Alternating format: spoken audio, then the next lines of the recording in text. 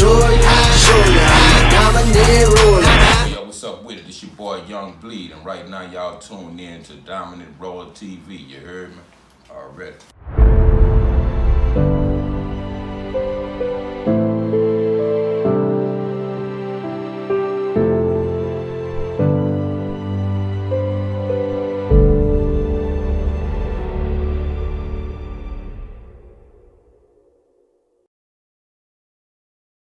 What's up, man? It's Rolla with Dominant Rolla TV, man, and right now I'm with the legendary Young Bleed, man. How you doing, bro? Pretty good. What's good with your family? I'm good, man. Yes, sir. So, man, we gonna do something different.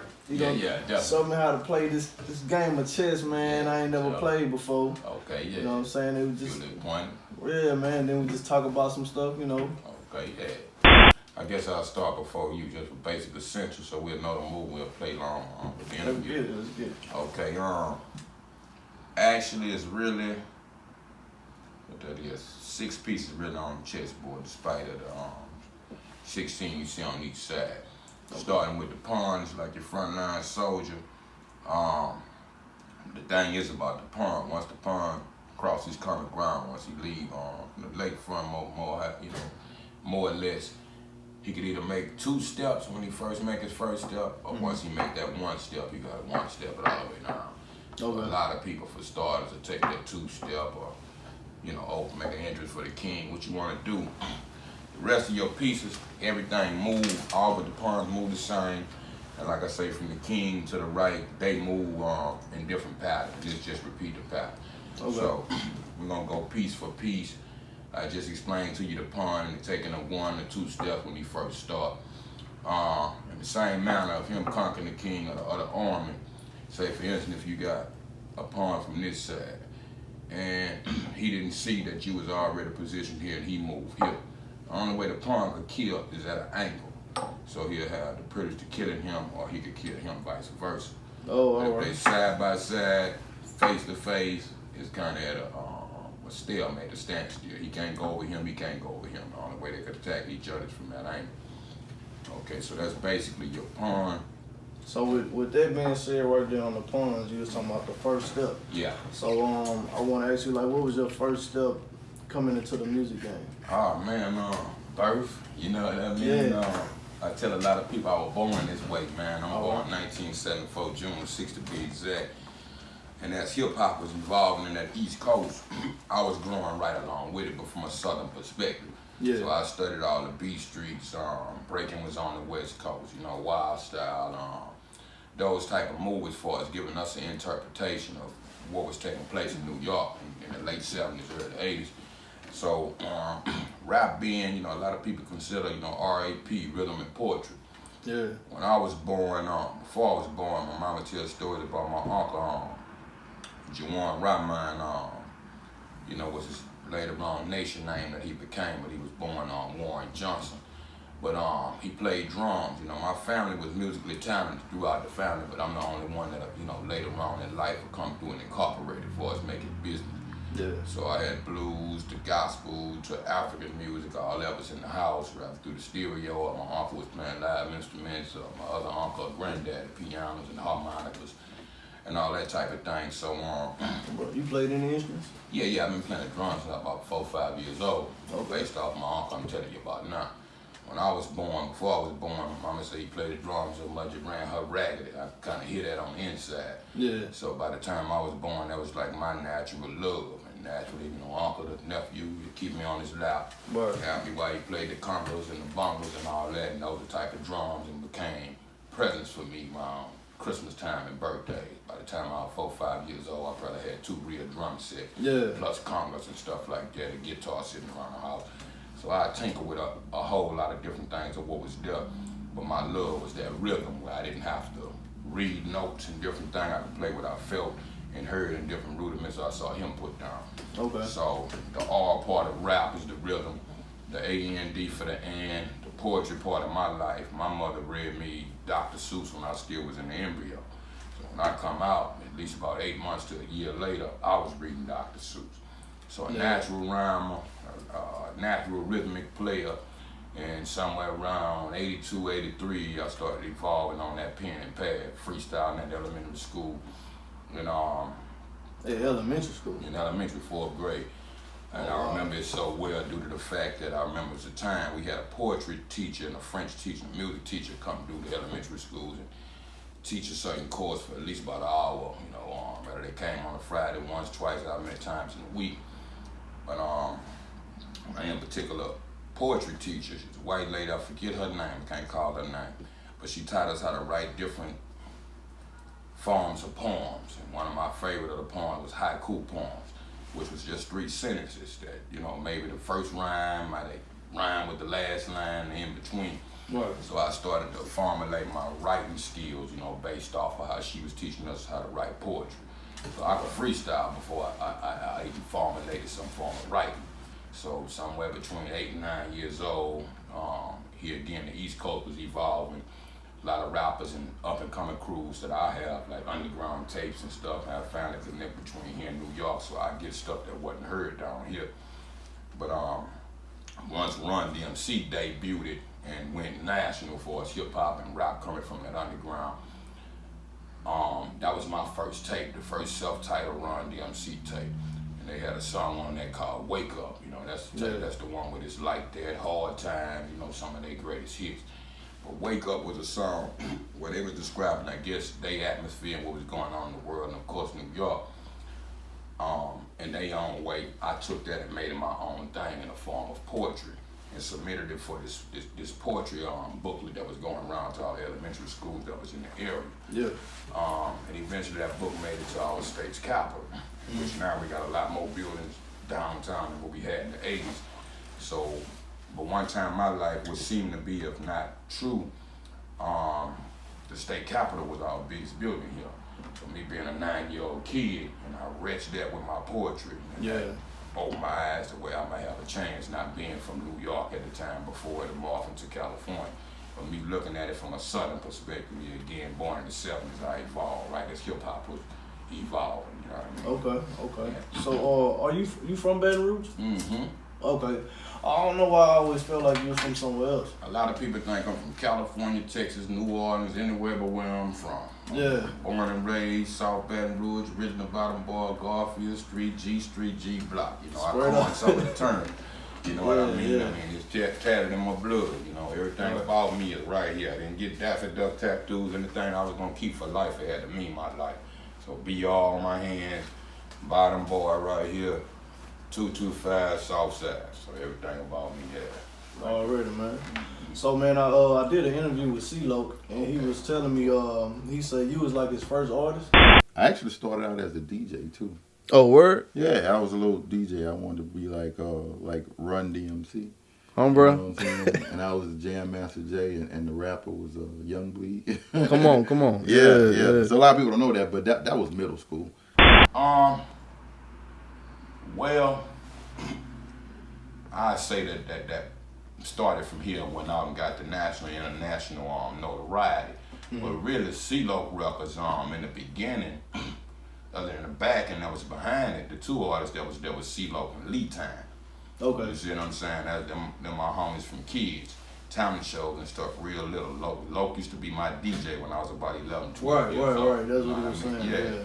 But we started as kids with that rap dream. Then as we grew and parents moved to this side of town and all that, and naturally as kids we couldn't keep up with each other like that. But later on in life, we'll get grips and everybody get cars. We reunited later on in life as he was building C-LOC records. I had already been selling tapes and stuff on the car a year or two prior to that. So we relinked. So I was still doing what I was doing. He was working on his project. We came together, meshed. And basically in the beginning, it was me, Loc, and Lee Time. Right. Then eventually, I brought the rest of what became the concentration camp to the table. Okay, so you brought concentration camp to the table? Yeah, I started it and everything. I'm really the founder of the camp. Loc owned the label, but I birthed the clique that was on it. Gotcha. Max Manelli, Jay Vaughn, and Happy was my younger homeboys that I introduced to Loc later on. Yeah. And we started to build for us the corporate side of things. But yeah, I knew Max when he was about 11 years old. 2-year relationship before I ever saw him in the flesh. He was about 13 before I could get to him. They stayed in Irwinville across the river and he could get over here. Being that young and still not having whips and stuff like that. But I met him in the flesh finally at 13. He was more like a baby brother, you know what I mean, in the rap game, doing his own thing. I don't take credit for none of those guys, right? Just tell you the true story. Right. We stayed how we was for years, you know what I mean? As my son sitting over here in the corner, he was a baby boy. I have him. I still can remember being 17, having him on my lap, trying to teach him the same thing my uncle was teaching me, and talking to Max on the phone at the same time. Yeah. With a drum machine in the corner making beats for him that we never birthed, in, you know. So while I was raising my son, in that sense, raising him as a younger brother to be prodigy or something later on. Once I got on, then he'll be the younger version of us that'll come up, you know. And in one sense, it kind of happened that way, you know what I mean? So did you see like the gift that he had early on? Oh, naturally, before I met him, before I saw him. See, the thing is, he had a cousin that I went to school with, and him and my DJ, shouts out to Don Lewis. We called him Bam Bam or Ballet, but he was one of my DJs. I always had DJs ever since I was a kid, anywhere between, let's say 11 years old. I'm my first DJ. Shouts out to Aiden Cato, AD, in the Mayfair East section of the town. So within that personal connect, one of my AD stayed on the front street, right on the first side street down the street from him. I'll meet Ballet later on, and he became my DJ partner. I had two DJs at the time. How old was your DJs? They was like 11, same 12. Yeah, we was all young. Adrian might have been older than us, about 13 or something. He was a couple years older than us, so he was the first guy to teach me how to plug up a realistic mixer, how to make the records go from one turntable to another. Right. I had been scratching this stuff anywhere between 11 and 12 years old, my first big piece of equipment. But I didn't know how to plug the auxiliary cords and so on and so forth, reverbs, equalizer. He was an older head and had all his pop-up records and different things, break beats, and one record, these guys that wouldn't even know what I'm talking about now. But we had 12 inches that was not for sale, 12 inches, with nothing but breaks and scratches and cuts. And the other side of that record would be flat. It hadn't even been grooved, you know what I mean? You could only play one side, and it was just made for DJs. So I learned by dealing with a lot of DJs what was in their crates and samples and everything else I come to later on. But Bam was cool with Gary, which was they called Savage Sosa now, if you know Savage Sosa, but that him and Max Manelli is his cousins. Okay. I used to work at a Pizza Hut off of Perkins Road in my high school days, and was still working on my career and inspiring, you know, however this would take off later in life. But they called me one night on a three-way and told me they knew a younger rapper. I always wanted to find a younger rapper that I can kind of pass the game on to once I start building, you know, our side of the game for the southern region, and in particular Baton Rouge and Louisiana. So Max became that young rapper, and the first time I heard him, his name used to be Bass One in the beginning, you know what I mean? That was Max's name? His very first name, if he didn't have nothing before that, but I met him when he was still Bass One. Bass One. So he used to call and freestyle to me through the phone. I loved his voice, and with him being a younger cat, it reminded me a lot of myself being 9 and that crafty and with not having a ghostwriter. I never wrote for him, you know what I mean? So I was like, okay, this is what I'm looking for, you know what I mean? So we became brethren in that sense of the word. And years later, they'll formulate the group C-LOC that consisted of Javon and Happy Perez. So they was really Max crew, you know what I mean? Isn't Javon his cousin too? I don't know if they necessarily family like that, but I knew they grew down the street from each other, a house apart, you know, across the river. Okay. A little bit more country than us, or a field apart. He lived here, and Javon lived up the street. They walked each other.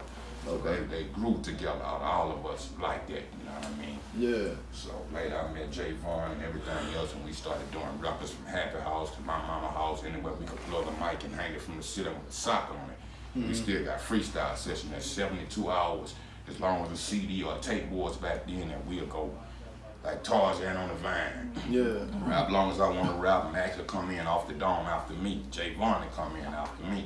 Hap used to rap in the beginning, but once he saw how it was building, he didn't feel the need to be a rapper no more. He more focused on being behind the scene and being a producer. But what I used to tell him is, you're gonna connect us to that brown community, that Mexican community. So you need to be the spokesperson for the Mexicans. And that's gonna incorporate the black and the brown. But he never picked back up the microphone and went out to be a phenomenal producer. Grammy Award nominee, I think nowadays he's producing for Baby Bash and Miguel and guys like that. But I remember we started in the back room and had pork and beans, and bean and weenie. Man, that's what's up though, man. Like when you think about like the history, you know what I'm saying? Cause I mean, in a lot of people's lives, y'all guys are legends, man. Oh man, and definitely here. I said nobody You know else wanted respected and give it up around the world. And this small pond section of Baton Rouge, that is the origin other than the guys that was rappers here before us. It's like the Cool Hercs and other guys that didn't become corporate rappers. When they talking, there's a difference between rap and underground hip hop. Those guys didn't go to make records like the Sugar Hill Gang eventually did. They was the commercial groups. Right. With Cool Herc and Starsky and Cool Mo D, Busy Beating them guys that was legends just grabbing the mic at parks and house parties and projects and Perth would eventually trickle on to us. Like when you think about like the notoriety that you guys have now, you know what I mean? Like the recognition, the way people look at y'all and perceive y'all. To this day, I'm quite sure you still getting booked for shows. Oh yeah, no doubt. You know what I'm saying? Like how does that make you feel just knowing where y'all started from it and where y'all at right now? Bittersweet. Blessing and a curse. And the reason I say that is because of what I'm telling you now. How that story was so sweet in the beginning. We was kids. Right. And as the money and the corporate world invaded our, you know what I mean, self-privacy and the lit sessions that we'll have, spend a night with each other from here to Texas. I flew my first plane ever at 20 years old with those guys and stuff like that. And the dreams that we had and what we planned on it being. I had lived out here for the last 6 or 7 years, you know, and off and on throughout the years. I never left Baton Rouge or uprooted until I was about 30. I'll be 45 years old this year, so that's almost 15 years ago. Wow. But when we talk in the early 90s, when everybody was home, when everybody was planning on what we was gonna do. And first bit of money and everything came, you know, everybody kind of scattered like roaches when you cut the lights on. Right. So everybody started doing their own individual thing. And coming home now, I get this all the time, and I'm sure you hear it in the air. When y'all gonna do a camp reunion album, this, that, and the other. You know, and for the public that's paying attention to it, personally, I done always worked on that. But we ran into the same kind of NWA troubles where we grew together and the money hit and LOC went a certain way. It separated us. Then that created a diversion with the clique. Everything that kind of stayed with LOC was mainly Happy and Maximum at the time. Javon, Lee Time, and everybody else became Corleone family with me. So it's been like that for years, over 20 years now. By the time I did my second album with Priority, P and them and whoever else articulated the video for how you do that there, they was going to California 5-10 years before me. You know what I mean? And somewhat P and them was raised out there, you know what I mean? So they had that extra incentive or the big brother plus on the Hollywood game. So naturally, I ain't gonna come in and try to take over and say things that I hadn't experienced. So I sat a back seat even when I was top notch or #1 in the world. So they directed that how you do that video, and in my head, I wanted the whole thing about that song and the question how you do that there. I was really saying people gonna ask how you did this from Baton Rouge and became as significant as the New York rappers, as the California rappers, the Scarface and them next door and everything else that come out the South, with Luke Skywalker and eventually, you know, on Cash Money. You know what I mean? For us, just anything we have for us dealing with hip hop. So, like, what would be like considered the second line of defense? Pretty much your backfield, man. Starting with everything but the king, and we'll start with the rook. Some people, you know, familiar with this as being called the rook or called the castle. You know, like I look at it as two cornerstones at the end of your castle. The rook, a lot like the pawn, it can move straight forward. But he has the option of moving straight forward as far as he want to go, as short as he want to go. And the same as going sideways. This way, that way, he could go backwards. The pawn is the one thing that can't go backwards. You know what I mean? Can it still go at a slant? Nah, it don't go at a slant. Alright, just vertical and horizontal. Yeah. Right. When I get to the slant, you'll understand. There's certain pieces that move forward and certain pieces that move at a slant. And so, you know, describing the rook. Sometimes people do this. When the king is in trouble, it's a move that's called a castle move. Where you could actually take your king and retreat with him and swap, put the rook in the king position, and put him over here. Say, for instance, if he was still here, then he's still protected. So that's pretty much all the rook do. The castle move, straight forward, straight backwards, sideways, left or right. Okay. You know what I mean? So that being the second line of defense. So like if I was the rook and I wanted to come across and like take a pun like out the way, like say for instance, if you was here and which wouldn't be a wise move, because like I say, with the pawn being able to kill you at an angle, he already in jeopardy. Oh wow, yeah. But if he was here, it's the same way. Now right now he's safe from anything that could kill him from over here. Okay. But say for instance he want to kill him, bing. Is it worth you sacrificing your rook for a smaller vessel, which is the pawn, for another pawn to kill him? Right. See, when the average person jump just because they think it's like checkers, just take the piece off the table, nah, that move could equal your everything.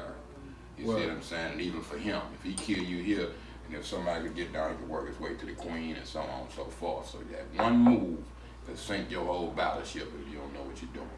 Wow. So yeah, basically that. Man, with that being said, man, like so you was saying that you was with CampLife, you know what I'm saying? Basically you found it pretty much. Yeah.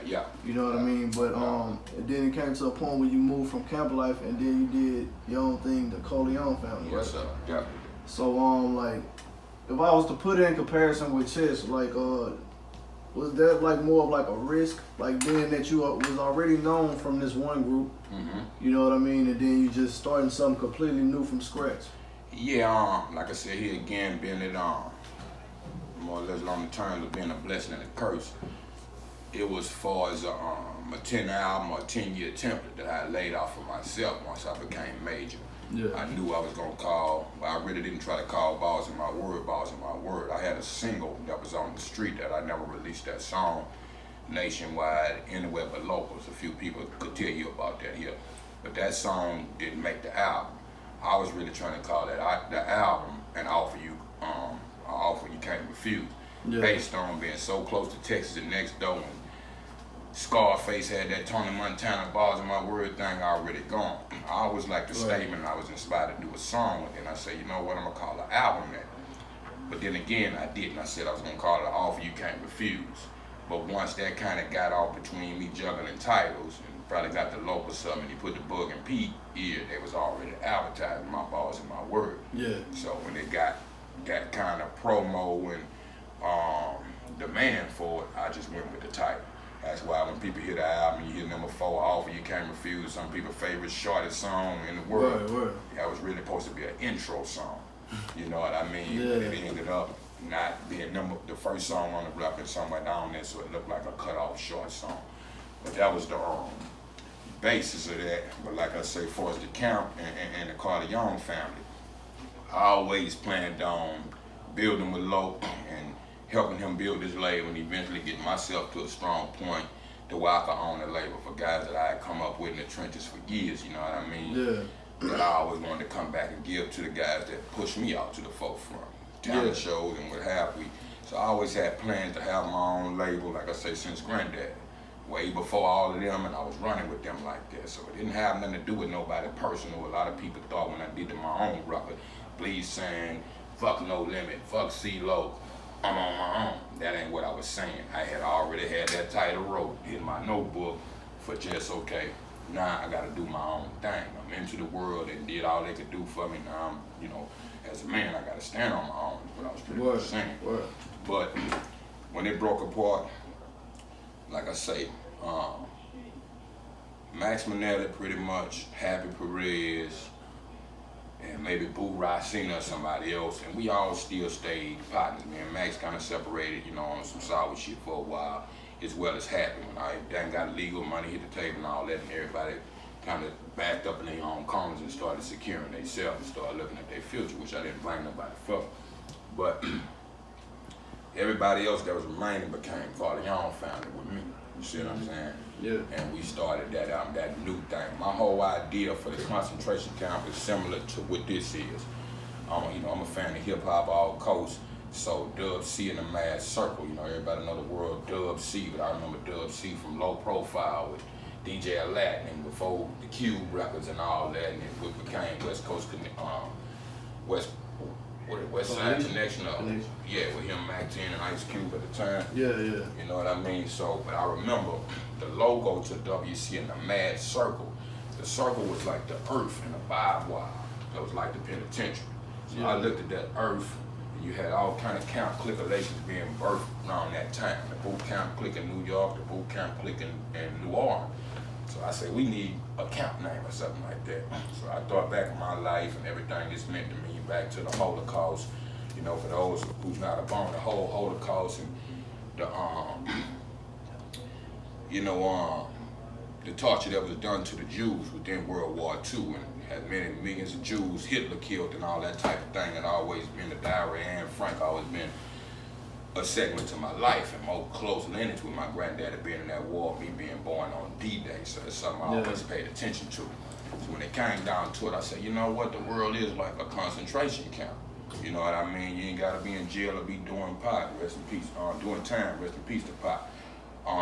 So I looked at it like that and say, you know what, I don't wanna just make it a South Baton Rouge thing. I wanna have an open outlet as far as my planning before me and Local put our heads together, something like I said, I always thought about. Do something that creates an outlet for anybody that come to us from anywhere in the country and the world, and don't just section us off, you know what I mean? So my idea was that bi-coastal concentration camp, the earth being a place to me at the time was more like a purgatory, to where it ain't heaven, it ain't hell, but it's a place that we can sit here long enough and get your head together, get your rights and your wrongs. You know, if it is a God and another side, get busy living and get busy dying. And it's the camp that we sit here to kind of meditate like monks and, you know, give you that choice of going up or going down, whether jail or hell or whatever the case might be. So that was my whole concept for that. But it was my concept, and more so with Max and those guys. And we took it to C-LOC as a whole. He didn't know them in the beginning, so that was the clique name for us. You know, in the beginning. Then I passed it on to him. Then Lee Time became a part of it. He did. Boo Rod Sr., rest in peace to Growl Nitty. And we all liked it and ran under that umbrella for years.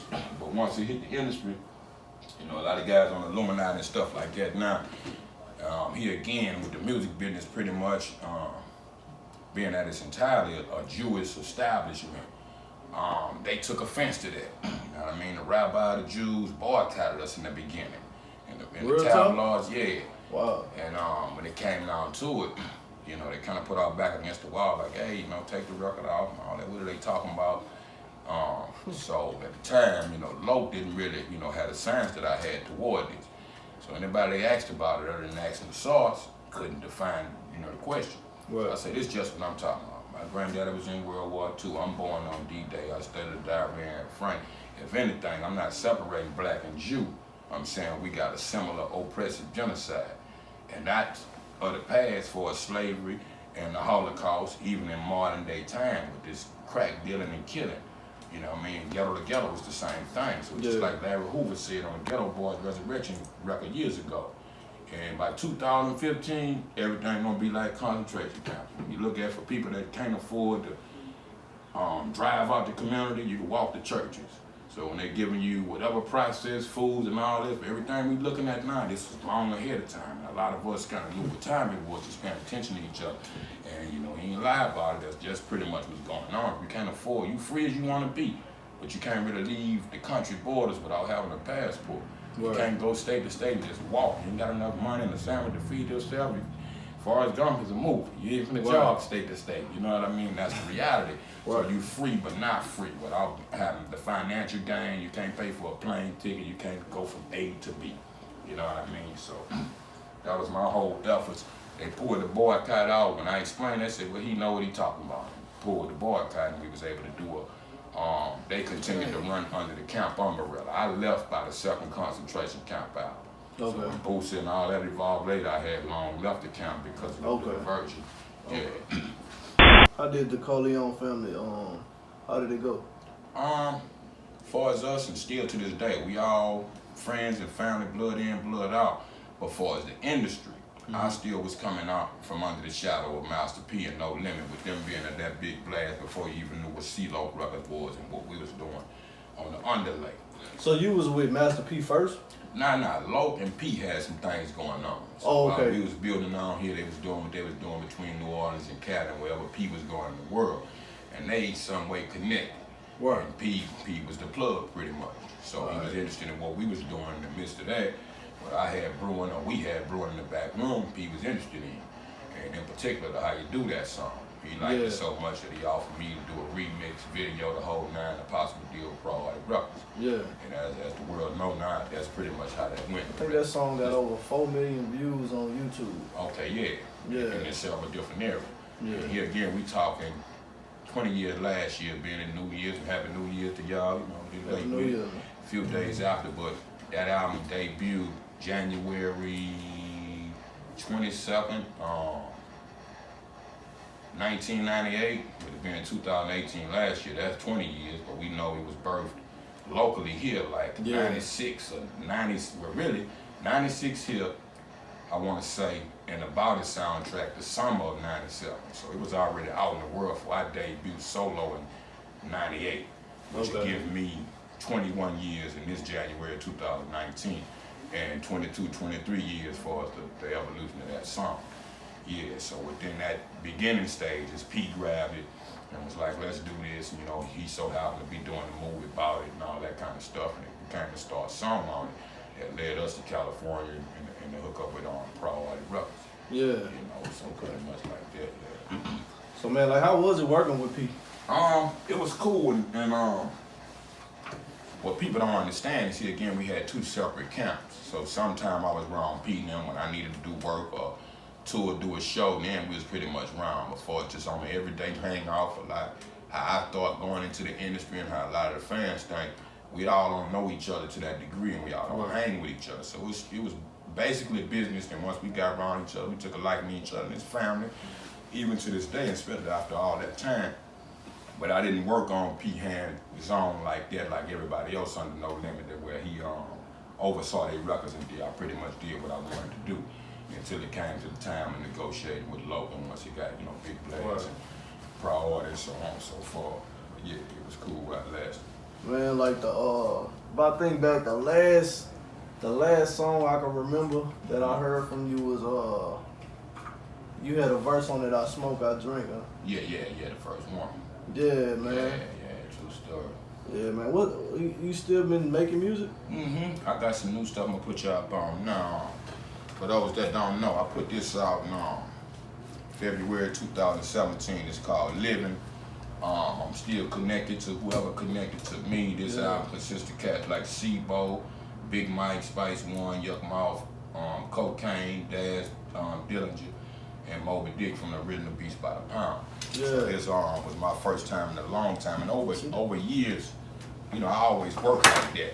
But as far as that commercial success, a lot of people follow us on TV and on the radio. Your true fans gonna come from the underground with you, rise with you, and whatever independent route you have to take. If that's the case, that's what it. I never stopped writing since 1983.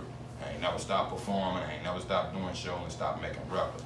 Nowadays, I'm on my own label. It's called Trapdoor Entertainment. I'm putting out my own records. So you still you pretty much got a core following. Yeah, absolutely. So I know you said in the early stages you had your son, and he was around the whole time when you was like talking to Max and bringing up the concentration camp. Yes, sir. Man, so he also has some music himself. Yeah.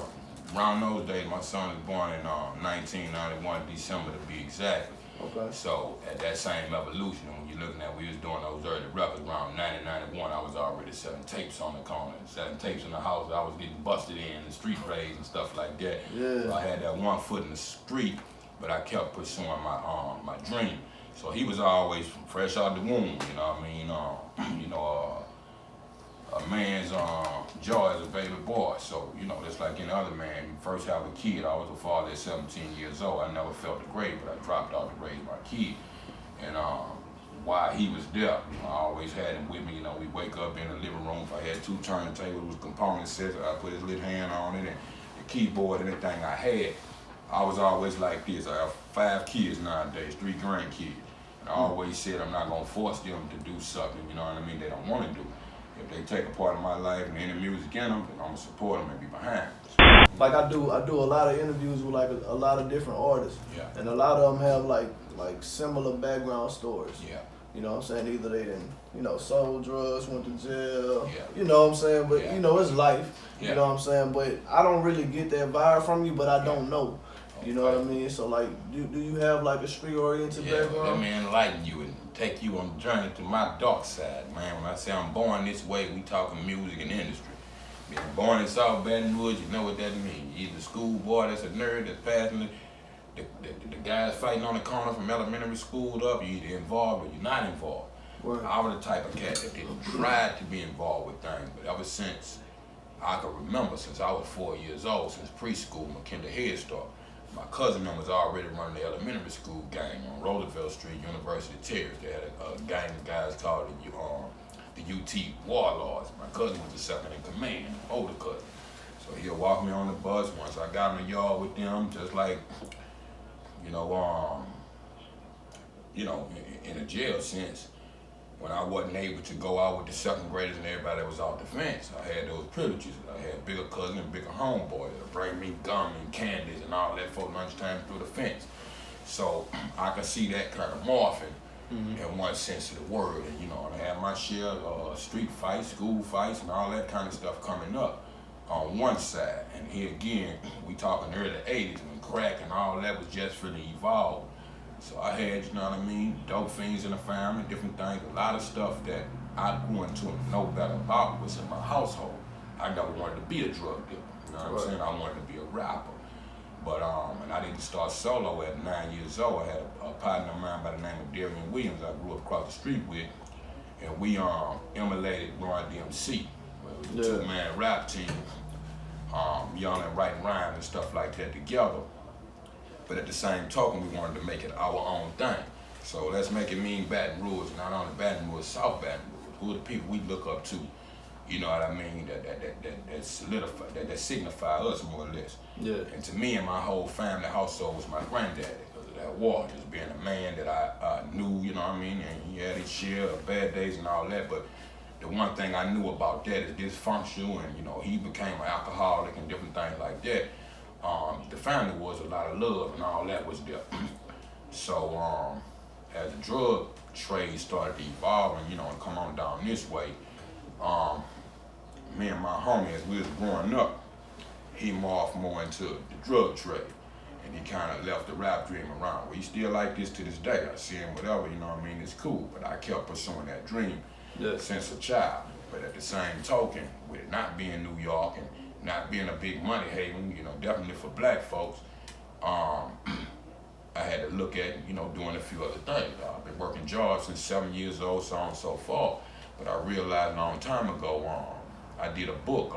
Do me a favor, grab that book for me until you get a chance. The one book I did, The Making of Preserve. Oh, your book? Yeah, my book. Preserve? Yeah, I signed with Tech Nine and those guys in 2010 in Kansas, and as I made Tech that, Nine? Wow. Yeah, I was just strange for a minute. But while I was doing that, I had good industry friends over time and over years. Shouts out to Dave Weiner, who was the vice president over there. He was the executive A&R, something like that when I first went to Prague. The first man he introduced me to it, walking off the plane on the strength of Master P. You know what I mean? But later in life, when we all separated, Prague, the days came and went, he kind of, he plugged me in the situation where I can get over there with those guys too, or put another record out. And that record was a record called Preserve. And my reason for mentioning it is in the midst of that, and doing interviews with the Source and the Source and whoever at the time, I became friends with who was the president at the Source at the time was a guy by the name of Jeremy Miller. You know what I mean? And one of the editors over 16 years or so at the time, or later on, was a guy by the name of Soren Baker, and his name is at the bottom of this book. But Soren, all of us was in priority catalyst more or less, and they was around the strange time with Dave, so he pulled me to the side one day and said, "Hey, please, you ever thought about doing a book?" I actually was writing a book at the time called a couple of years before that, depending on how old I was, but it was called The 33rd Round or something like that, and I was really talking about each, going back to the old fighting days when they used to fight 45 round, 100 round. I said, well, I'm in the 33rd round of my life where I go from here. So I sit down, and if I have blank days for a minute, I can zone out and write. But then something happen, family, where I take your mind off, it'll be a minute before you can get back to it. So I never completed that book through the learning the process of making a book. Yeah. And I got to my guy, Soren. Soren is white guy we that did books on at the time. 4 rappers before me, and that first rapper was Jay-Z. He had a series of books called I'm the White Guy. Jay-Z, Tech Nine, The Game, and Glasses Malone. So I was the 5th rapper that I assumed he approached to do a book. I was like, yeah, son, I'm trying to do a book, but I really don't know how to do it. Call it 33rd round.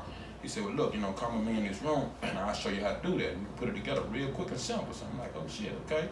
But we sat down, and while I'm thinking, damn, I got to go back into my past, and anytime I could tap into that and pick up where I left off on the page, he taught me to sit down and take a recorder. And just like we doing now, record everything I want to say pertaining to it. You know what I mean? And once I did that, he chopped it up, put it in the paper bag, and would have we and presented it to me. I okayed it and it was cool. So I learned to do a book from there. But I brought this up something we was talking about. I was talking about the value of $1, or something I mentioned in the first chapter of this book. A lot of questions that we talking about now aroused in that. But it's pretty much is a 47 page read that pretty much describes slightly my evolution in the beginning, then up into this album. So everybody know my familiar phrase on jelly jammed and preserved.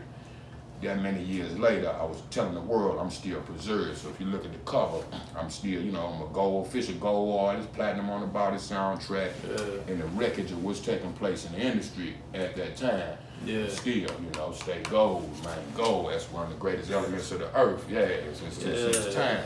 So I'm, still in the midst of that, needing a haystack. But talking about that value of $1, I used to work at it. My first job, when I was 7 years old, we lived right across the street from this sandwich shop. And a few still exist in the world, and in particular in Shreveport, I saw one lately called Counterculture. You know what I mean? They showed, it was like your Subway back then before Subway existed. So the people was cool enough, you know what I mean, to give me a job sweeping the parking lot, all 4 sides, young kid. Mama took a picture, everybody was proud, I had a job. So I said, how the payment thing goes? I said, well, on Friday when you finish, come on in and we're going to pay you. I never knew, it wasn't no, you signed in for, I remember at one time minimum wage used to be $2.50 here in the 70s and the 80s. You know what I mean? Long way from home nowadays, but not really.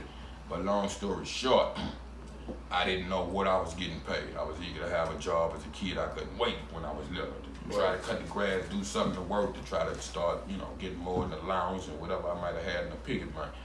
But saying that to say this, that Friday came, and I walk in and I'm like, hey, shit, I couldn't wait. Hurry up and swept the parking lot. Go in and say, I'm finished for the day, you know what I mean? Let me get my money pretty much. And the lady said, okay, she's doing something. Hold on a second. Open the register, and she opened the register. She pulled out a $1 bill.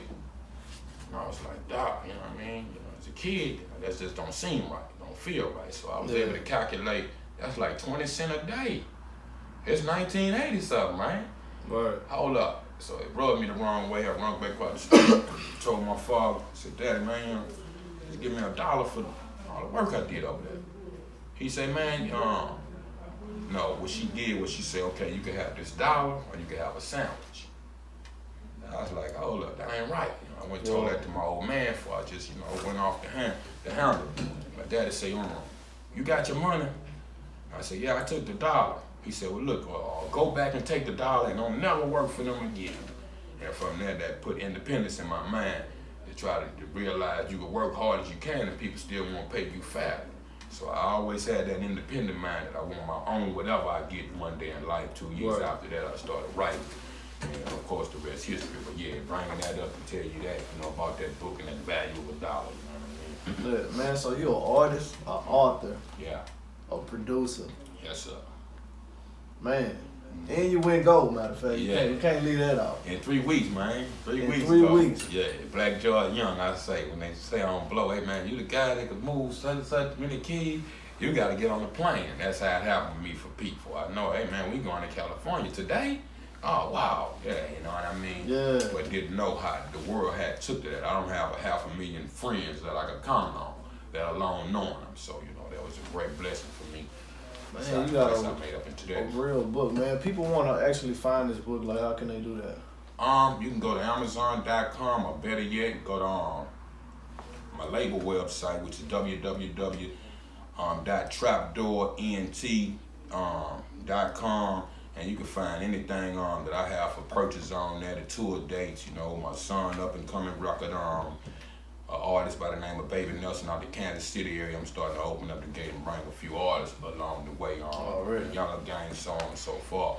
But yeah, check that out on Trapdoor Entertainment, trapdoorent.com. And also, you know what I mean, while we at that, y'all, when you get a chance, check out YB TV Network on YouTube too for all the videos and everything I did in the past and on up to now. But I want to say this to conclude what you asked me earlier, true life story. I remember my last piece of rock cocaine I threw into the Mississippi River and had this proud to live at the garden. You give me something better from the environment I grew up in, you know what we gonna do out here. Ain't too many black doctors and lawyers in Baton Rouge, Louisiana. If you show me better, give me better, I'll do something. Word. So I always had the family connect, some of the kingpins in the city and all that. I knew them and come up under them. So I was the type of guy, like I mentioned, working. I was raised that way to try to do shit legitimate and morph into some form of legitimate business. But as we was coming up, it's like the average dealer or whatever around here. I started out selling weed, you know what I mean? But the thing is, you know what I mean? You know, the packs, $10 this month, $20 that month. To have a lot of money, you gotta have a whole lot of weed. That means you taking a chance of storing it and all that, you know what I mean? So that leads the average weed smuggler or dealer into the cocaine trade. You can take that same $10 for this much, $20. So from that I could see the younger cats, 13, 14, passing their cutlasses and the folk Daytons, you know what I mean, the Kragers, the Trues and Voles, and you know, the guy from South Baton Rouge to the park and through parts of the city coming through driving under the steering wheel. Yeah. They was getting money. Just like California and anywhere else, it was happening down here the same way. Everything that was around me, I felt like somewhere in my high school days, we started doing a little petty hustling. Then the more, you know, I was going and morphing into a man as a young father. Working at Pizza Hut or what have we, wasn't enough to feed me, my baby's mom, and so on and so forth, and pay the bills. So that led me into doing other things. So I morphed more into the dope game and dope hustle to this pavement. You know, I still worked jobs and did whatever inside I could speak on that now. You know what I mean? It's way past 10 years, man. No statute, statute of limitation on that, but different things like that. A whole lot of shit that I cared not to mention. If some guys in the city say, oh, Bleed ain't never sold no dope. And some niggas gonna look at you and laugh at you. So I learned from real dope dealers. See, what these boys doing now, it's like a race to say I'm the biggest kingpin, a race to say I'm the biggest killer. Then record this shit on the internet and everything else and wonder why they follow the bloody glove to your house. What? You know what I mean? I don't know this kid name that had something on the internet I was watching sometime last year. And this little guy, he kept on. He had his camera up. He run in front of the camera, he like, bow, bow, bow, congrats. Bing, bing, bing. Y'all think that's it? Watch this. Went to the back room, go get some more. Bow, bow, bow. But what people don't understand is it tell you just what it is. Internet, you enter in the net, website. I mean, if you enter a spider web, what that is. That's how they said trap for flies and get their food. So now they ain't got to come to your door and do so much deep dope investigation. These boys tell on themselves. In the midst of him being live doing that, the feds ran in his house and you saw this live. You go, oh shit, all that shit you just had is gone in a millisecond, man. Damn. Yeah, so I always had that kind of awareness around me with the environment I grew up in. Like Superfly said, it's the only game the man left us to play. You know what I mean? I really truly feel like in America, if you stop today and hired everybody, there ain't enough jobs, buildings, and cubicles for everybody, the 6 billion people that's on the planet. Word. You know what I mean? So some people gonna have to resort to other things just to survive. Word. So I never glorified that. I always, even dope dealers that was over me and all that, I was the type of guy that I run between the worlds. And I always say, man, y'all need to take y'all money and put behind me. Let me get into this rap shit. Flip, wash the money, do whatever, and then we all could legitimize. So that was always my plan since a child, So when I got that opportunity, I always been one-on-one with God and just stepping out on faith. He ain't never lied to me. And he gave me a dream and a vision as a child. I'm living and looking at you right now. So that was the sacrifice I made to walk away from that game to grow into this game. And from that, I've been successful at it. Really, man. I want to mention this too, not to cut you off, but you open that can of worms for me. A lot of things I didn't, it was in tabloids, different things in the beginning. If you wasn't just up on me like that, you might have missed it. But I had my run-ins, rest in peace and shout out to Alden Sterling. But our politics in Louisiana, like Pimp C used to say, it's old Napoleon law and 100 years behind. So trust me, he know what it is when I say that. I fought the police all my life. So 17 years old, my family before me, granddaddies and uncles, use the same jurisdiction. It ain't no different than Pac coming up under the Panthers. And you already a target. That Jesus, when Herod know that there's another king that's born supposed to take over, you already a target. So I used to get followed and harassed by these police out here all the time. Eventually they come in one day and stomp my face in the ground. You know what I mean? Right when I was growing into priority and all this was evolving for me. So here again, a blessing and a curse. And a few people knew about that. Logan them knew about that. P them knew about that priority, but nobody came to my aid. I went to the NAACP here. Some old black men was smoking more cigarettes than me. I realized can't nobody help me. I laid in my mama's front yard with shotguns and police selling cars. Nobody come out in the middle of the night. Not seeing all the lights, not hearing nothing.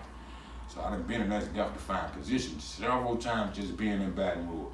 So when Boosie or whoever say, hey man, when you become that down there, you are a target for some of these hateful people and hateful cops, you know what I mean? My guy Chauncey back in the day was a 16-year-old kid out here and somebody reportedly picked up the telephone in the neighborhood and said he was running around the neighborhood with a gun. Now, I don't know what he had going on or what was happening, but to me this was obvious.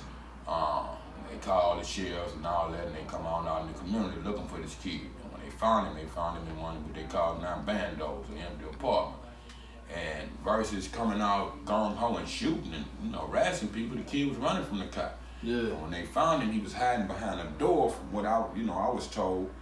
And the cop shot a .357 or something of that nature through that door and killed that kid. Meaning he wasn't being aggressive, he was running and hiding. He didn't want to catch the charge. So I know that in one sense to be true. Later on, a few years after that, or maybe within a year or so, rest in peace to my guy Pernell Hampton out of South Baton Rouge, man, which was a king guy, humble guy, and he wasn't what they tried to paint him to be in the pictures. I grew up with him, played football with him in the streets, the wherever, same neighborhood, but he was murdered right when you enter the play that's going on in the interstate. I know he was hustling, doing his thing. He was going on there to score a pack or drop a pack off or doing whatever. But I want to say he might have had one felony right when they put them, 3 strikes, you out, all that kind of shit. So he had 1 or 2. So the cops pulled him over. He knew already in his head, I can't go to jail. He can't find what I got in here. Which he had a gun from what I heard. I think he might have had a gun, but definitely maybe some drugs. When that cop pulled him over, he waited good for, I guess, the cop to get out the car. And when he got close to him, he pressed the gas and just tried to run again. So this cop, being a heroic cop, he dived on his windshield with a 10mm right when they come out and shot him through the chest with his girl sitting in the passenger seat. She jumped out of the car, frantic, running across the field or where are we, and, killed my friend like that, you know what I mean? I always admired the governor like Edwin Edwards, you know what I mean? He seemed more like Huey P. Long way back in the day, as they called the kingfish that helped black folks. But he went and gave, the officer's name was Jules Pinero. He shot and killed my friend. But Edwin Edwards, within the midst of him diving on that car, the cop hurt his leg, so he had to go to the hospital. What I know, Edwin Edwards went to the hospital and get his man an award. You know what I mean? To me, that's a kill a nigga award. That deterred me away from Edwin Edwards, you know what I mean, a long time ago. Nothing personal, we don't know each other and all that type of thing. But I remember those type of things coming up on the green kid that got killed 16 years old in the car, and he had some pliers or something on the front seat, and they claimed it was a gun and they killed him. So I've been watching this in our environment ever since I was a kid.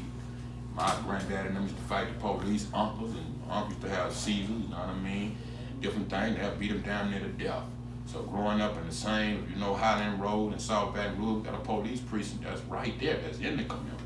Right. Not downtown and all that kind of shit, it's right in the neighborhood. So this been going on since far back as I can remember. So I wanted to address that in my way of striking back for those guys and making people aware, hey, it's cop really killing for what you told.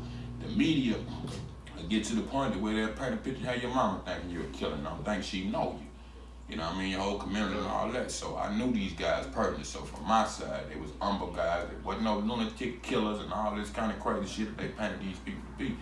So that was my effort. I did a song on on that living record that's called When It's War, where I talk about Alton Sterling, um,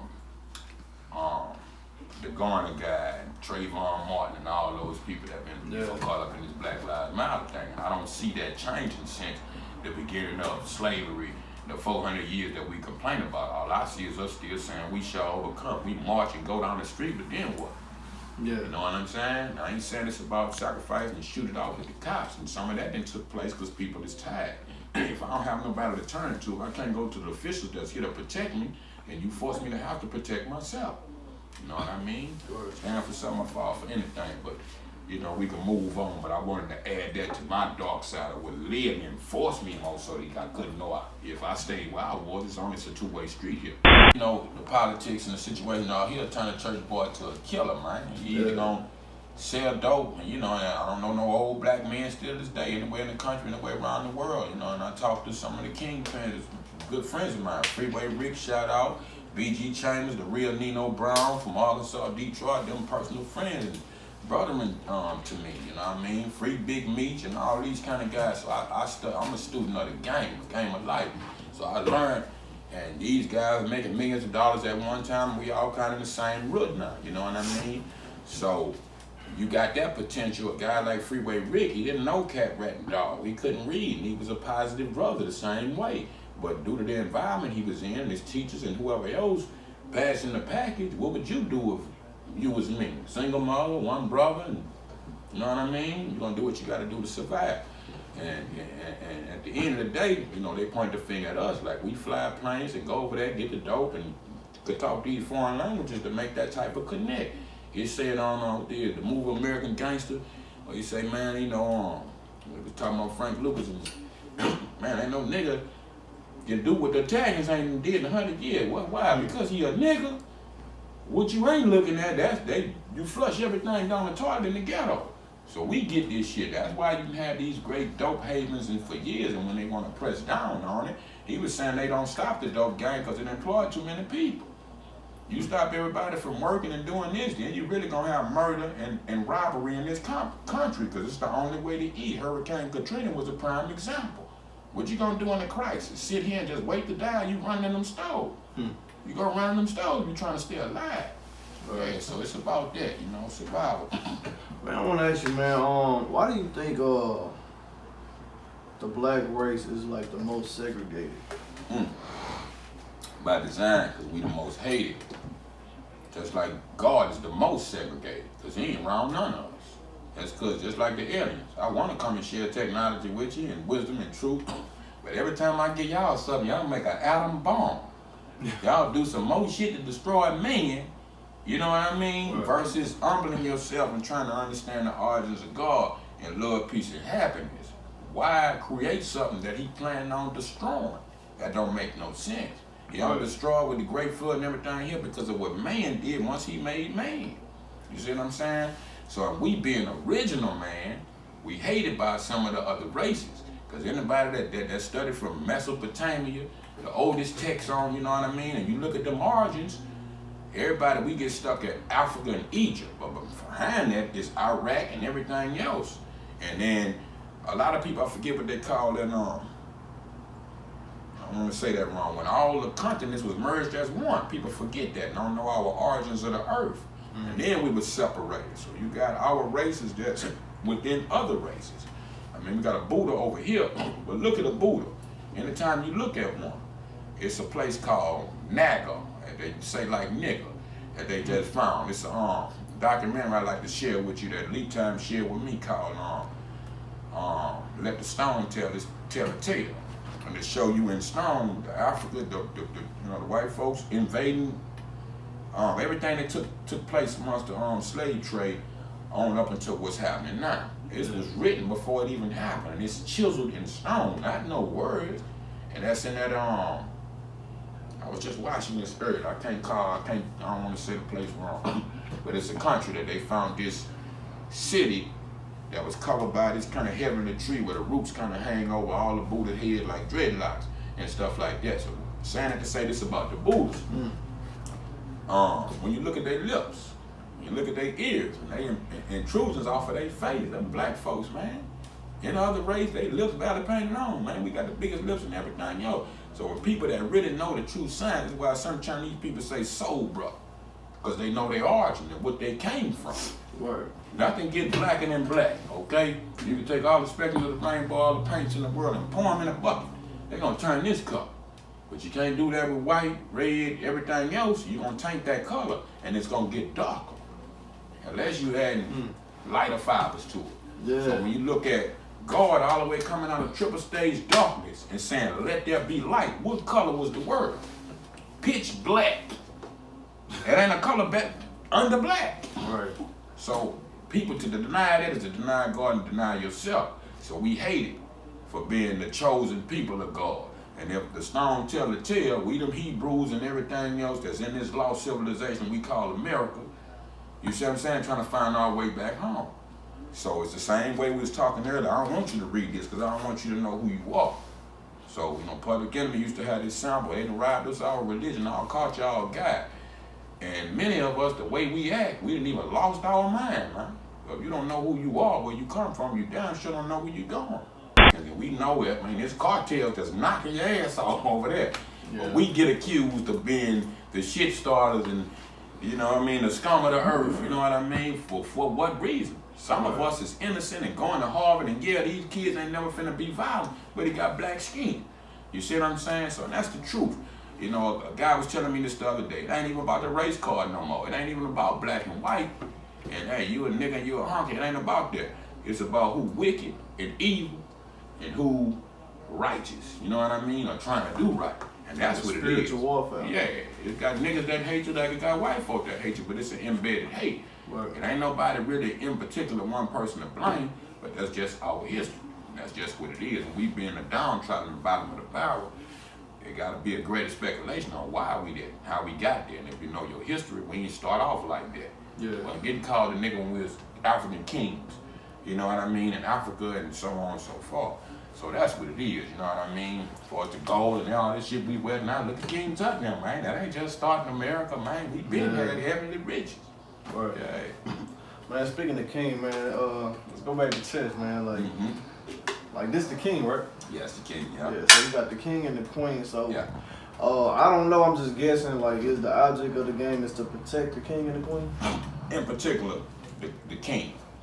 Even the queen got the honor and privilege of protecting the king. You see what I'm saying? That's kind of how life is, you know what I mean, in that sense. He got to hold on the fortune to hold the house down. If he died, he can't reproduce and have no more. She could be here, but she can't reproduce. Yeah. So the whole thing, see, we give women credit for having a baby. And we forget the baby really come out of man nuts. Right. I ain't put the baby in you other than the immaculate conception.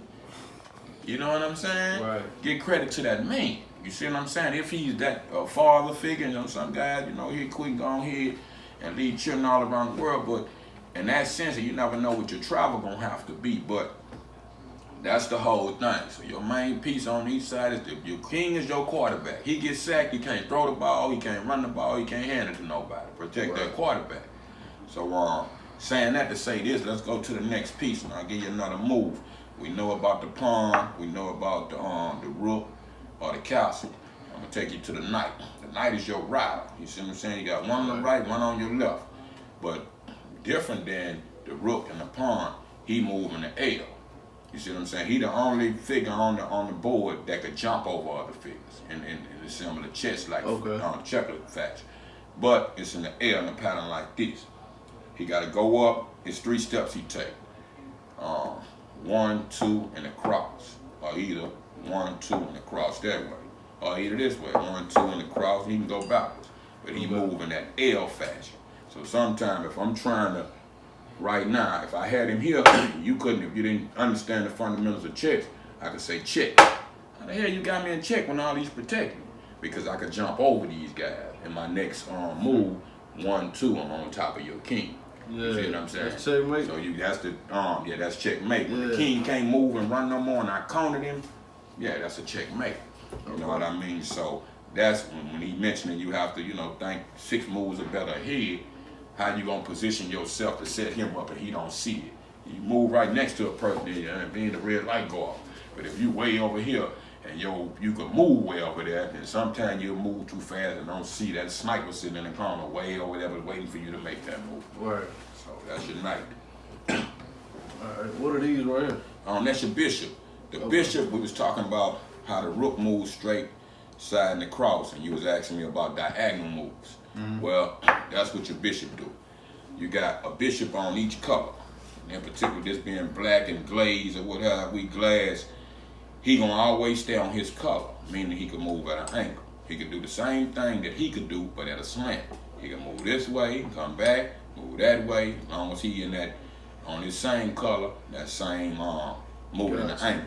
Okay. He on the glass. So sometimes you have to move your other pieces because they don't jump over to make room for him to come way across. Okay. So that's your bishop. Last to that, these are simpler pieces at one sense. When I say that, I'm saying this. The queen can move anywhere she want to move. Straight, diagonal, way across, one step at a time, but she can't jump like the knight in the air. That's the only thing she can't do. All right. The king just as significant as her, but his moves, he got to make them one at a time. Okay. He can go anywhere he want, but jump over like the knight, but he got to move one step at a time. Okay. See what I'm saying? Back and forth. So your pawn here gets the only thing, once he leave the yard, he can't come back. Now, with the pawn, when I was mentioning about him becoming king, say for instance, if all this wasn't here, he wasn't here, and I had a complete opening to get to your back line. If my pawn supersede to your back line, then if you done took my queen, then I could demand, just like in checkers, to crown me. I don't want the pawn no more. You know, he done reached his destination. Now you take him and give me my queen back, and I can start all over. Yeah, so that's your whole meaning of the pawn. You want him to kill what he can kill, or at least get on that back line just in case of what you might have lost that you could recover and put back on the board. That's what's up, man. Yeah. Once you know that, know the moves, like I say, I was taught to play against myself. If I jump out here, I might jump here with him. Bring him to back him up, or however, you know what I mean? And that way I learn my offenses and defense. Yeah. I know guys I done played and taught me in all over the country that I have, let's say some shit like this. And if he was out, being right here, okay, so you don't see what I'm thinking, you know what I mean? You make another move, you know what I mean? I move here. Okay, you make another move, I move here, that's check. If he hadn't moved, or if he hadn't moved, that's checkmate. Right. Unless you could put something here, he can't go backwards to protect him. He can't run, he can't. The only move he got is just one move, and that's into my hand. Oh. So once you back that king in the corner and leave him no option, he gotta lay it down. Now, due to the fact that sometimes I take all your men, you take mine, we got two kings on the board. Now naturally that'll be a stalemate. Or you try to force your king to get next to that king. And if any two kings face off like that, that's considered a tie game. If you face the king. But the queen, anything else could kill or he kill them. But two kings together, that's how you force the tie. You gotta run for cover and you want to get to that king. And that way you don't suffer defeat. You know what I mean?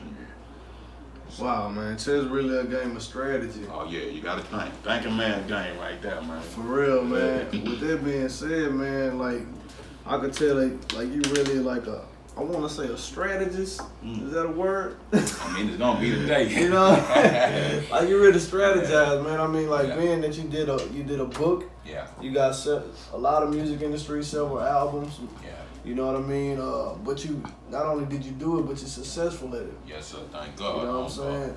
I say you played the game of chess through life. Yeah, and still, I actually just left Indiana earlier last year, and I'm in a movie that's finna come out called Cocaine and Wildwood. A few little B-level films I done got on between Detroit and Indiana, and a few other places maybe around the country. If I'm in the town, if somebody ask me to come through, I might get in that film, depending on what it is. But that's the latest movie that I know is on the verge. If it don't make a motion picture, we aiming at Netflix or something like that with the guys I'm working with. But yeah, so from the music to the movies to the books, yeah, I'm trying to get my hand. I'm trying to come with my own weed strand in a minute. You know, weed becoming legal everywhere. I go to Colorado, shots out in Colorado, Michigan, Oregon, Washington, and a few places around the country that's all but weed legal, you know, medicinal and recreation. So yeah, I'm trying to, get 1 to 10% of a little bit of everything. That's right, man. That's So man, like what's up and coming? Like what you have new? What's next? I know you said the movie, but you know what I'm saying? Like what else?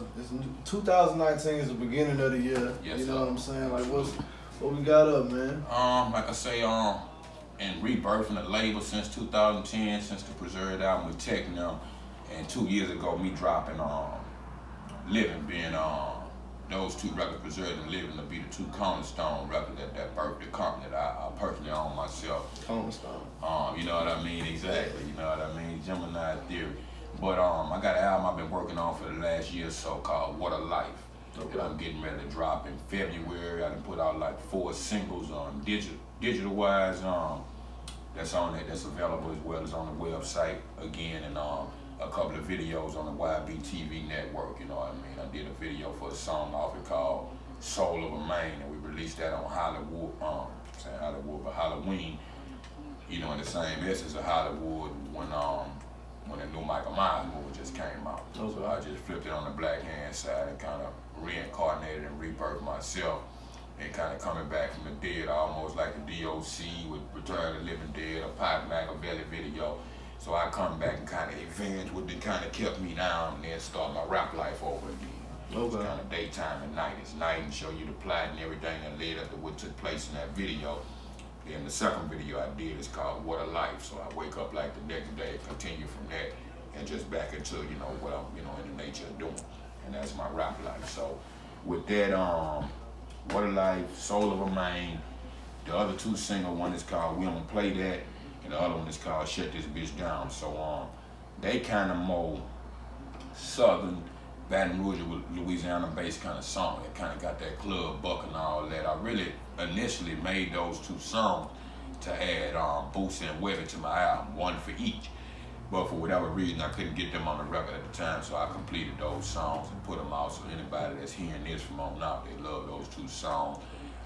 To the next couple of months, I'm trying to get a video in for them to continue to put out singles for that record, and grow into, you know, when my son got coming on, Voices R&B record, Baby Nelson, and my first group to the label called The Younger Gang, you know what I mean? So all those projects, compilations, different works I got behind the scenes. So as they get closer to the forefront, then I make them publicly known. Cool, man. Man, this is a question. Some other people maybe wondering. I'm quite sure people wondering, like, how did you get the name Young Bleed? Young Bleed, yeah, it is. Like, how did you get that? Go back to my granddaddy, man. My granddaddy was a man. I keep him with me everywhere. You know what I mean? I did his name in the image of an anchor. You know what I mean? Dropping weight or coming down. But his name was we called him JD for short. But James Donald Goodbleed Johnson Sr. They call my granddaddy Good Bleed because they say if you had an altercation or a confrontation with him, he was good to bleed you with his hand. Yeah. The type of guy shoot you in the face and broad daylight out here. And I ain't, you know, went to jail for murder, attempted murder, none of that. Fought the police. He was a stand-up guy, and you had to, So God saw fit. He took him out the world in a different way. But after going through all that hailstorm and war and all that, there had to be a hell of a man. So when I sat down, my first rap name, we was talking about my guy Darian Williams, and we started as a group. I didn't start solo as a kid, and we wanted something more Run DMC based. So the guy we looked up to in my family was my granddaddy for me. As far as the streets of South Baton Rouge and the wrecking crew, it was Silky Slim. So I learned later on in life, me and Silky's family, so what we did was take and split his name. So naturally, my guy was a little bit more stalky than me, so he took the name Silk. But me being the Slim the Cat, I took Slim. That was my very first rap name when I was 9 years old. Yeah. And of course, I morphed into a whole lot of transactions and transitions over the years as far as on my name base. When it all was said and done, like I said, I'm glad I was able to have that conversation. I sit down with my granddaddy before he died. He didn't know that my name was something else at the time, but years, 10 or so years later, before I got that big break, and we started making those C-LOC records. Even when I put my tape out, my rap name was Total Darkness at the time. We were all black, Dickie suits, lows, hats. It was kind of like a Michael Myers. That was my way of coming from a broken home time without my father. And I learned, like Pac said, being alone make you strong. I got one brother, Lucky Knuckle, shot off in the concentration camp. My mother almost died the day she had me. She almost died again when she had my brother 2 years later, 2.5 years later. So she couldn't have no more kids. I got a stepsister and a god sister. And that's close as I got for it. Brothers and sisters, everything, cousins, you know what I mean, blood in and blood out. Yeah. But you know, basically that something I was saying before I forget that thought, man, what I was saying right before then. Your name, baby. Your name, you get to. Yeah, we're talking about that. Okay, good looking. Yeah, so granddad, before I got into the situation with C-LOC again, C-LOC name being C-LOC at the time, when he found me back and in the hood and all that, and we started to work on finish up more or less the who's gonna ride record. I thought again, went into prayer and all that, and said, okay, this time it's for the money. This time I'm not gonna be able to change my name. Once it get publicized, and I can't have the 10, 20 names I done had since 1983 to, whatever, 96, 94, and the 90s. So I said, okay, my name, my last rap name before Bleed was G-LOC. Stood for Ghetto Life Outcast. You know what I mean? So when I hooked back up with Loc and Life, we know each other by government name and all that. His name used to be DJ Ace when we was a kid. He was my DJ. So when I hooked back up with him, he said, man, my name's C-LOC now. I said, my name's G-LOC. So we kind of debate a little bit about that, and we didn't know how to present each other, with him being the CEO of the company he had first deal. So for a while, we had decided, and we started planning on doing the album. This is what we're gonna do. We're gonna do an album. It's an album that never was released, and we never worked on it due to the breakup and everything that had come. But we were supposed to do an album called A Pair of Locs. We take a pair of Locs, put on the cover, and put half his face and half of mine. Yeah. And that's what we were supposed to do. But to kill the conflict and all that, I said, you know what? I'm gonna go back to what this really means to me. And it was granddad, his name being Bleed. I said, well, I'm gonna call myself Young Bleed, add the Carter Young to it. That really means the young that bleed for this generation and that mob fashion. Dang. You look at the end of Carter Young, it go back to oneness and unison with God, O-N-E. I took the O out of it from the Italians and put a black hand twist on it, like saying Carly. You know what I mean? Or you know the movie Time to Kill with Samuel Jackson. It was Carly when they raped his daughter and all that, and he ended up going to the courthouse, killing the guy. But that's what I meant, Young Bleed, Carter Young, you know what I mean, in that sense. So I took that and to get that back to my granddad being a blues man and bringing it all the way back full circle. Hey, I carried that on my back since he died and passed to preserve the family and bring something back to the family, to the team. So that's what that's about, yeah. Man. How was it working with Tech Nine? Tech was cool, man. We actually did 2 songs in life. One, excuse me, we did a remake to How You Do That, and I did several remakes over time. Guys still come to me now. It's a new remake that I just did with my partner college boy out there in Mississippi that we're looking at releasing. But in 2010, when I was going over there in the efforts of becoming a solo artist again over there, it was an idea from the company that, hey man, y'all need to redo How You Do That again. And I was like, maybe I need to do it by myself, all what I went through with Loc and P and them. We don't tour together, the world want to see it, I can't thank for them. You know what I mean? So we might have performed that, a couple of times, 3 or 4, 5 songs in life together. Same as I smoke, I drink. You know what I mean? Yeah. But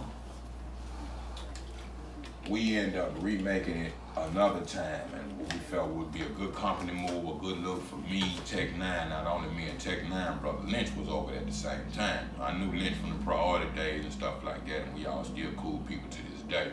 So that was a company effort move that I agreed to. We all agreed, and we all contributed a verse.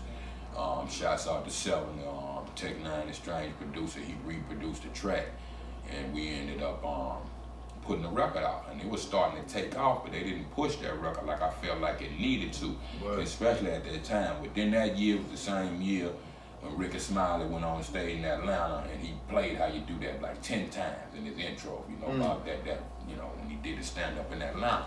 It's my favorite masterpiece song. He didn't mention me or really know the signs to it, but you could hear my voice in the beginning, and he played that over and over, so that was the perfect promo with that happening at the time, and kind of like a rebirth to me. But they didn't follow it up and push it all the way. And that record was starting to take off between here, Kansas, and the West Coast.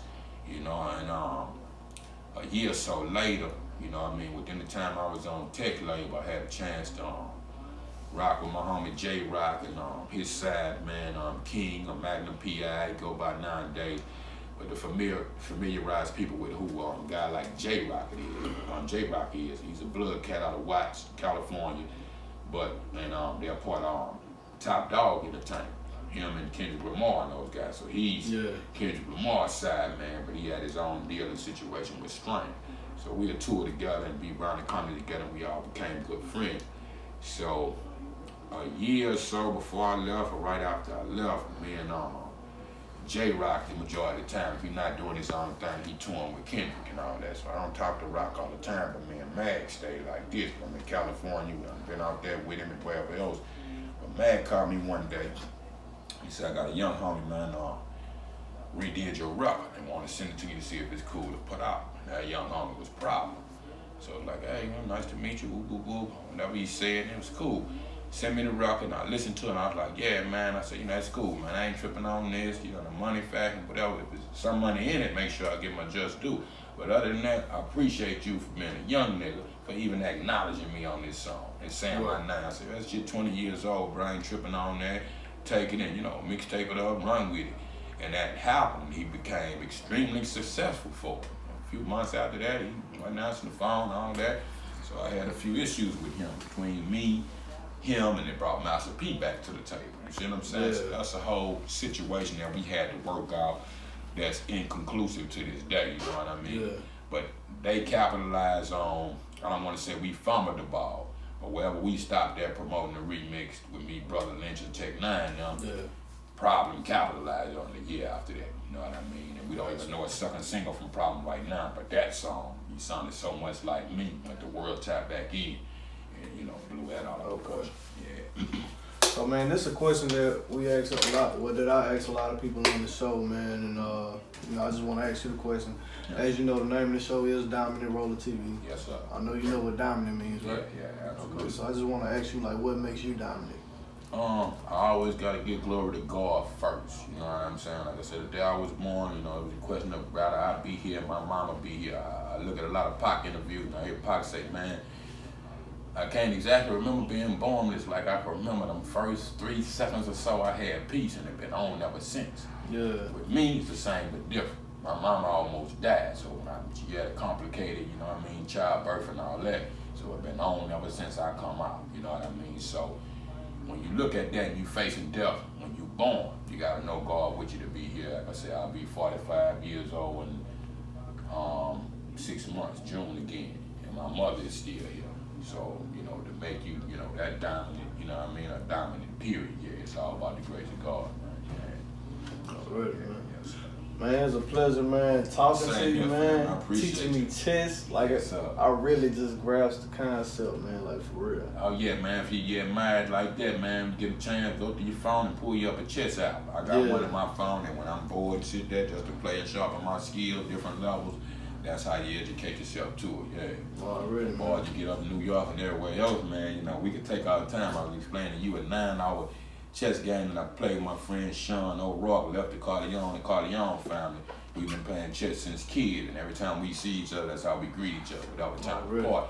But, you look at these professional guys, we were talking about Bobby Fischer and people like that earlier. You look at them real chess players, you got a minute to make a move. Pow, hit that clock. Pow, so you know what I mean? Yeah. So, I'm getting good at it. I ain't gonna say I'm a master at it, but in time, you know what I mean? I studied from a lot of old men, some was in our neighborhood that just played chess, and if I had a chance and I was at my youngster, I ran with a lot of old timers, my pops and they friends and all that, so I learned a lot of different things by just sitting at the table and opening my mind and heart to them elders that was teaching it to me. Already, man. That's all about. And if there's anything that you could tell the viewers, the people that's tuning in, it was a lot of people that really wanted this interview too. Okay, beautiful. I appreciate that. Yes, sir. If there's anything you could tell them people, man, before we wrap it up, man, what would you like to say? It's always pretty much the same. It's always God first, man. Self-preservation and family. If I can't do myself no good when I look up in the mirror and I'm feeling a certain way, then I don't want to carry that spirit to my mother, my brother, my kids, or none of that. So it's all about being in unison with God to be, to be prepared for what you got to do in life and wake up every day You know what I mean? And seek out that purpose. If it's a craft that you're working on, learn how to master your craft one day at a time, a little bit at a time. And that applies to anything you're doing in life. But my mama tell me this all the time. Hey, you know what I mean? Whoop, whoop, whoop. And you ain't saw shit yet. Keep waking up. When the wool get from over your ass, you're gonna see some more shit. But she always put it like this. Thank God you wake up every morning because you could have died in your sleep. Tomorrow ain't guaranteed to nobody. And like they say, how they put it, when they put the terms life being a gift, you know what I mean? That's why they call it the present, you know what I mean? That type of thing. So don't take that for granted, you know what I mean? Learn your purpose in life. I'm a true believer. Whatever you born to do, you can go left, right, turn your head, you're gonna do what you born to do by God. So as long as you know it's a soul controller, and it's just like we being gods, you know what I mean? And we moving this man, you gotta know you can soul control by something else. So I open my mind and heart to God and wake up and look for what it is He got me to find, and each day I wake up. So I pass that on. Yeah, man. Already, man. Okay, okay. You tell me the social media platform. I know we mentioned the website earlier, but I'll repeat that. For those that's interested in bleed, catching up with me, go to www.trapdoorent.com for all my latest and the greatest. YBTV network on the YouTube, you know what I mean? For Instagram, it's The Real Young Bleed. Twitter's @RealYoungBleed. And Facebook is William Fisk, you know what I mean? So, I'll let your boy, and also a Young Bleed fan page on Facebook. So, for those that's looking, man, I ain't hard to find. You hear me? I'll let you dog. We out here for the 219 if you y'all like me. Already, man. Y'all keep it live. This is Down in the Rolla TV. We out.